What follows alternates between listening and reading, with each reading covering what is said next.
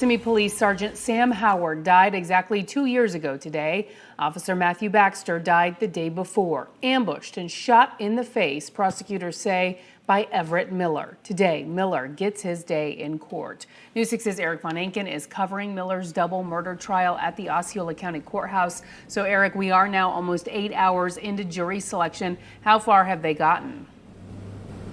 Not very far, Lisa. They still have a The judge is still at it right now up on the 4th floor of the courthouse building here. He says the entire trial could take as long as 5 weeks. He says jury selection alone will take 1 week of that.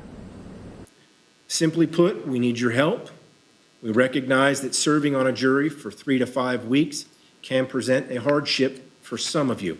Judge Greg Tyndall has a challenge to find 16 men and women out of the 70-something people summoned to this Osceola County courtroom this morning who haven't heard about Everett Miller and the indictment from a grand jury. And the grand jurors under oath further present the capital felony was a homicide and was committed in a cold, calculated, and premeditated manner.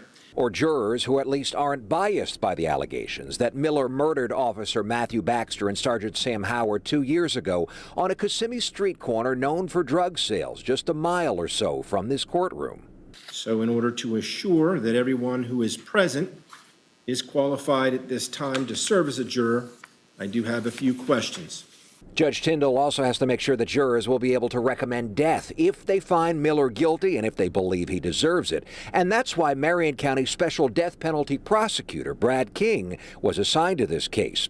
Miller sat at the front of the courtroom facing the potential jurors wearing a suit, not a military uniform, to represent his service in the Marines, as his attorney had requested and the judge denied. Sir, we're going to excuse you from cause for this case, okay?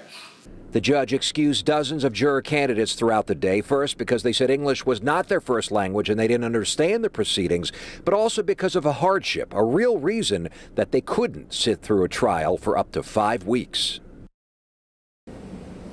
Also in court today, Sadia Baxter. She is the widow of Officer Baxter. She told us she will be in court every single day of this trial. I chatted with her earlier this afternoon, what she has to say today as this jury selection phase gets underway. That part of the story when I see again coming up at 5:30. But for now, live at the Osceola County Courthouse, Eric Von Anken getting results, News 6. Eric, thank you.